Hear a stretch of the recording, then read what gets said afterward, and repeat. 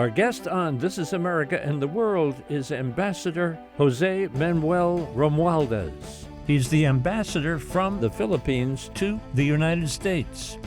The ambassador is formerly chief executive of the Stargate Media Corporation, publisher of People Asia magazine, and currently writes a syndicated column for the Philippine Star. In addition to his posting in the United States, the ambassador also serves as ambassador from the Philippines to various countries throughout the Caribbean. Mr. Ambassador, thank you for joining us today. Thank you very much for inviting me. It's a great honor. I've been to your country just once. Did not spend much time around Manila, but went to Baguio. Oh, okay. Tell the folks a little bit about Baguio, if you can paint a picture. Well, Baguio, of course, is the summer capital of the Philippines. In the early days of our government, the Commonwealth, as a matter of fact, it was supposed to be a presidential summer place. There's this presidential palace there. In fact, your ambassador has maintained a place in Baguio, inside Camp John Hay, and they've kept it since that time. And so the U.S. ambassador has the privilege of having a house in Baguio, a very nice house, as a matter of fact. And it was also the place where Yamashita surrendered. It is a very historical landmark. In fact, we helped in making it a historical landmark so nobody could touch it. And there's a plaque right there that says that this is where Yamashita actually surrendered. And there's a painting right in the center of the living room of the U.S. ambassador's residence, which made by one of our national artists, Amor Solo. And it shows the surrender there. In fact, when I was invited one time there to visit, and the ambassador invited me to stay over, and I said I'd like to sleep in the Yamashita room, because Yamashita was known for the gold that he supposedly stashed away. So I was hoping that he'd appear to me, but he did not. Tell me, just help our viewers and myself understand, Yamashita is the name that you've inserted into the conversation. Tell me a little bit about him. Well, General Yamashita was one of the generals, the Japanese during the Japanese occupation, and he was known to have been the commander of the Japanese Imperial Army. He was not. I'm not quite sure how they judged him to be, but he was not a very good general, in the sense that there was a lot of brutal torture that took place during his time. And as I said, he was one of those that supposedly got a lot of gold from the Philippines, not only through the mines, but also gold that was in reserve in our vaults. That was the story that was told in our history books. And so the Americans, the American Armed Forces hunted him down, and they were able to capture him. And that is where he surrendered, actually, to the American Armed Forces, led by General Douglas MacArthur. Whoa. MacArthur, yes. Yes. I remember the trip from Manila to Baguio, very mountainous country. Yes. Yes. That Cannon Road was actually built by Filipinos, and it's a winding road going up to Baguio. It's a very beautiful pine city, they call it. Unfortunately, though, because of so much population in the Philippines, there's so many people have lived there or moved to Baguio, and so although they are trying to plant the pine trees, which is known for. They're trying to replant the pine trees, but a lot of these pine trees were actually cut down because of so much population moving up there. You mentioned population. What is the population of the Philippines? Well, there are debates that are going on. It's 110 to 115, but I would venture to think that we're at least 112 million Filipinos today. And capital, of course, is Manila. Manila, right? yes. And how many Filipino Americans are there? Do we know that number? I think we're hitting something like 350,000 in the Philippines. You're talking about? No, Filipinos. Here we have 4.3 million. Is 4.3 Filipino million? Americans? Yes. Whoa. And going back to that other number you put on the table, Americans who have Americans who retired have there retired, or, yes. or About living there. 350,000. The relationship between the two countries is amazing, isn't it? Historically, culturally. Talk a little bit about that. What binds the two countries together? Well, I think it's mainly because of our people-to-people ties. Filipinos have a very romantic view of the United States. I'd like to call it that. Don't we all? Well, yes, it's the land of plenty. It's the land of promise, and so forth and so on. So we have a lot of Filipinos who migrated here as early as even the 1800s, where we have workers that moved to Hawaii and even Louisiana, I understand. So there's a lot of history there, and so that's why we have 4.3 million Filipino Americans living here in the United States today, and we still have so many who would like to come and visit at least. And I think we have an average of about 1,000 visa applicants in the U.S. Embassy every single day for Filipinos to come and visit, and almost every other person has a relative here. That's a kind of an interesting It is, statement. yeah. If you step back, what would you say would be something that everybody should know about the Philippines? So if they walked away from this conversation, they'd have that in their minds. Well, I think what many Americans should know about the Philippines, and I'm sure you've experienced that, is that we're a very friendly country. Oh, yes. Very hospitable. You come to the Philippines for the first time, you're welcome right away to our homes. You're introduced to the family. Sometimes an average family would even offer you the food on the table, whatever they have, and they'll give it to you. That's the kind of Filipinos we have in the Philippines. Other things, we'll put a map up on the screen, and I would like you to talk a little bit about the neighborhood, the neighboring countries, and what makes the Philippines so unique geographically. Well, we are right in the center. One of your former presidents described it as the most expensive real estate in Asia, because we're geographically located right in the center of Asia, from the west to the east, and we have 7,600 islands. Yeah. And that is why it's a natural it's like a gateway to Asia for coming from the United States, coming from the West, of course, and even to go into the other areas of the ASEAN region. The Philippines is right there in the center. So we look at it as really a place where people should look at as a right investment destination. It is also a good center for travel and many other things that go with the islands. It's considered to be one of the most beautiful the islands that we have in the Philippines, one of the most beautiful in the world.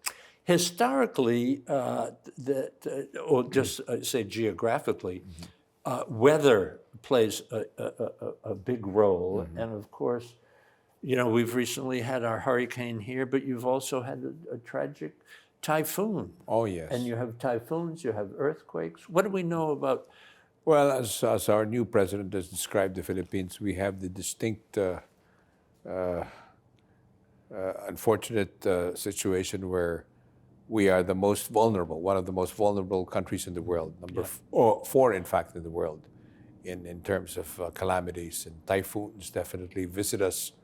At least as many as 15 come around our part of the world on a regular basis, starting in June and all the way down to now with climate change, even up to December.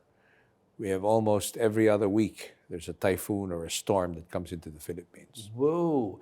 And they call it also that ring of fire, susceptible to earthquakes That's as well. correct. Huh? Yes, we do have earthquakes, of course. And there's the fault that goes from the north from the south all the way up to the north, and right smack into Metro Manila. I want to take a little break. Tell the folks that we're talking about the Philippines with its ambassador here in Washington, D.C. I want to explore on the other side, Mr. Ambassador, the close relationship economically between the Philippines and the United States. So, to the folks at home, sit tight. This is America and the World. This is America and the World is made possible by the Japan-America Society of Washington, D.C., the Republic of Uzbekistan, the Sultanate of Oman, the Kingdom of Morocco, 21st Century Citizenship, the Frank Islam and Debbie Dreisman Foundation, the Forerunner Foundation, the Rotondaro Family Trust, and the Embassy Series, uniting people through musical diplomacy. Mr. Ambassador, let's talk a little bit about the economic. What drives the economy of the Philippines, just in general? Well, our economy was, and we're hope to be able to bring it up to speed again, by agriculture. But unfortunately, through the years, we have neglected our agriculture, and which is a basic thing for most of our people, the farmers. But most of these lands have been, because of I would say, the land reform that was put in place was not successful at all. And so many of these land reform programs have turned many of the people who were given lands and sold it, and they become commercial lands. And it was used for commercial purposes like housing and buildings and so forth and so on. And so that is something that the new president is trying to revive. Agriculture is very important for us for food security. So that is what hopefully will drive. But right now, because we have 12 million overseas workers all over the world, they are what we call our modern day heroes, because they actually remit as much as $32 billion a year into the Philippine economy. And what percentage would that be of the? Well, I would say that a large percentage, I don't have the exact number, but I think that a big majority of our economy is driven by the overseas workers, remittances. The United States is one of the biggest remittance that are coming from here. And of course, the Middle East, where we have a lot of workers too, and in Europe. All that has contributed a lot, but of course, there's a social cost to it. The social cost is that they're separated from their families, fathers or mothers, separated from their families for years on end. And that, again, is a balancing thing that we have to do, is to try to see how we can put more jobs into the Philippine economy and at the same time manage the number of people that have to work outside to make a living. The relationship between the Philippines and the United States, I was surprised. As a trading partner, the U.S. and the Philippines are exporting and importing back and forth, aren't they? It's very important, huh? Oh, yes, absolutely. You know, the United States, unfortunately, has now gone to third place, or fourth even, in terms of economic trade. And we're hoping to bump that up, bring it back to a lot of the business trade that coming from the United States has been moved to China, and now there is a push for them to start moving into the ASEAN region. So we're competing with 9 of our neighbors, 9 other ASEAN countries. We're very close to the ASEAN community here in Washington and everywhere, but I've described it as we are all competing for the same pie, so we're, I always say that we are collaborators by day, but gladiators at night. If there were investment opportunities in the Philippines, what areas would you be seeking investment from America? I think now we are really looking at the United States for the clean energy. And the reason for that is because obviously development of clean energy is very important for everyone, even if we are one of the lowest in emissions. In fact, we're a minus contributor to carbon emissions all over the world. but we're playing a part. But we would like to now turn to clean energy. And one of the main energy the energy that we're looking at the United States is what they call the modular nuclear power plants, which is being developed here in the United States. And that one would play a big role in our energy requirements. Our energy requirements in the next 2 years is going to be significant, that we certainly would like to have investment in that area. What's driving the need for that energy? Well, it's mainly because we transfer from agriculture onward? Yes, but we also have a growing population, a young population that we will require a lot of this energy to be able to spread them out all over the country. And as I said, we have 7,600 islands. Some of these islands don't even have electricity up to this day. So we'd like to be able to do that. Another one, of course, is agriculture. We'd like to see more of the new technology for agriculture. And that is something that we were pushing. And of course, digital infrastructure.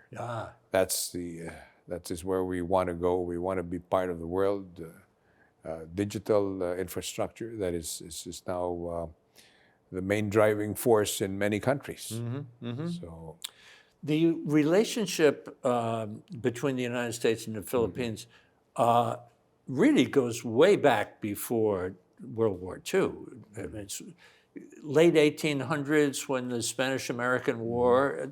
Talk a little bit about that piece of the history of the relationship between the two countries.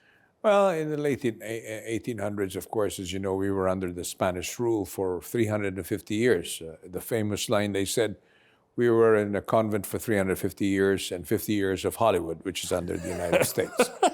So during that period, of course, the United States won the Spanish-American War, and they paid Spain $20 million for the Philippines, for Spain to cede their colony of the colonial rule in the Philippines. We'd like to ask the United States, maybe you should give that $20 million to us. But kidding aside, you're going to keep asking for it, Ambassador. Kidding aside, though, that relationship started then, and of course we had the Phil-American War. Yes. And that's a few years later. Yes, in the 1900s. As a matter of fact, we just very recently the bells that were in Wyoming. These are the famous Balangiga bells. Were returned to the Philippines after 102 years. Yes, that happened. Bells. Yes. Yes, that we got those bells back in 2019 or 2018, as a matter of fact. So Spanish-American War ends up. The United States has a kind of a governing interest in the Philippines, Guam, Puerto Rico, all as a result of the war. That's correct. Of that war. So let's. Thank you for educating us on that. Philippine independence is 46. Am I correct? Yes. So let's talk about today. New administration with the son of the previous president sometime back. What do you, President Marcos? Yes. So it's Ferdinand Jr., right? Is Ferdinand Marcos Jr. Yeah. That's correct. So what would he see as his greatest challenges? Let me just put that on the table for now. Well, his biggest challenge is first and foremost, is for the economic prosperity of the country. Okay. Of course, there's no doubt that the 2 years of the pandemic has, to a certain extent, ravaged the economy of the world. And obviously, a war that is so far away from the Philippines is also affecting us, the war in Europe, in Ukraine specifically. So that is his immediate challenge right now. And that's the reason why he is looking at relationships like what we have with the United States, more on economic security, which means he would like to see more economic activity from the United States. We have a lot of economic trade to help the economy in the Philippines. At the same time, strengthen our economy so that we can afford to be able to modernize our armed forces for our defense. We have a very strong mutual defense treaty with the United States. We don't want to be mendicants always asking for aid from the United States. We want to be able to be a real partner. And the way to do that is for our economy to flourish and become prosperous, that we can be an equal partner to the United States. So economy, security, people to people, those are the things that bind us together. What would you say is at the heart of the culture of the Philippines, realizing, of course, all of the influences that have been there, especially Spain, especially America now? Well, like I said, the culture that we have is one that we look at countries like the United States as a country that is fully developed and has been very successful in a democratic system. Our Constitution is patterned right after the United States, so we would like to see that as a model. But at the same time, we need to be able to tell our friends here in Washington, D.C. specifically, that we are a sovereign nation and that we need to have a mutual respect for each other. That's very important for us now more than ever, considering that there are a lot of challenges that face our countries. So we need to be able to work together, but at the same time have that space of respecting each other as far as our sovereignty is concerned, which is sometimes can be a little iffy or a little bit contentious, so to speak. So these are the things that we need to really work out. Do you think Americans, just between you and us, just you and me, do you think Americans get this idea that respect is so important in the Asian culture? Absolutely. But we have to bring that out and remind many of our friends that that's very important for us to be able to, as I said, we no longer want to look at the United States as somebody that just keeps on just giving us aid. It is not something that is very helpful for both our countries. We want to be able to do our part in global peace and security, global prosperity. And the way to do that is for us to be strengthened with our the economic programs that we have in place. And at the same time, our security should be based on the fact that we can contribute into defending ourselves when the time comes. I hope it'll never come that we need to do that, but at least we can be part of that.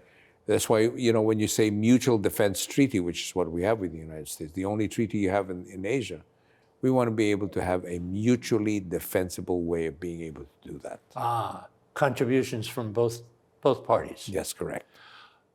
Reading your own background, your own biography, Queens as a grocery boy, a waiter in New York. I know your family, youngsters, a golfer, journalist, TV anchor man. That's correct, yes. Just an amazing background and history. And now ambassador to the United States under both previous President Duarte and now under President Marcos. So let me step back here and ask you, with all of this experience that you've had, tell me something about life. Well, as I said, I grew up from a middle-class family. My parents are both doctors. My father was more of a general practitioner, but at the same time, he was very good at administration. And that's why he was elected as the Secretary General of the World Medical Association. Yes. And he was based out of New York, where I ended up, of course, going to school and finishing my high school in Forest Hills High School. So I had all those experiences at that time, and I experienced the American way of life. And many Filipinos have experienced something similar to that, and that is the reason why we have those close ties. When they ask me, how come some of them even say, you're so pro-American. It's not because we're pro-American, it's just that we know that the way of life the United States has is something that many of us want to have in the future. And I always tell our American friends that you are very lucky to have a country like the United States. And we are lucky to be where we are, but we want to have the same type of what we call prosperity, and we will now want to call it the Philippine dream, like the American dream. Mr. Mr. Ambassador, this is just a great visit that we've had with you today. I want to give a special nod to your staff, your team here at the embassy, just absolutely terrific. The spirit, the warm, welcoming, friendly spirit has been so important to myself and our crew. I thank you, Mr. Ambassador, Well, thank you for too. the education and the hospitality. Thank you very much, and I'm happy to do this for you. Thank you. Thank you. For information about This Is America and the World, visit our YouTube channel, This Is America TV, visit our website, thisisamerica.net, and follow us on Facebook and Twitter. You can listen to all of our ambassador interviews on our podcast, The Ambassador Series. It's available on our website and iTunes. This Is America and the World is made possible by the Japan-America Society of Washington, D.C., the Republic of Uzbekistan, the Sultanate of Oman, the Kingdom of Morocco, 21st Century Citizenship, the Frank Islam and Debbie Dreisman Foundation, the Forerunner Foundation, the Rotondaro Family Trust, and the Embassy Series, uniting people through musical diplomacy.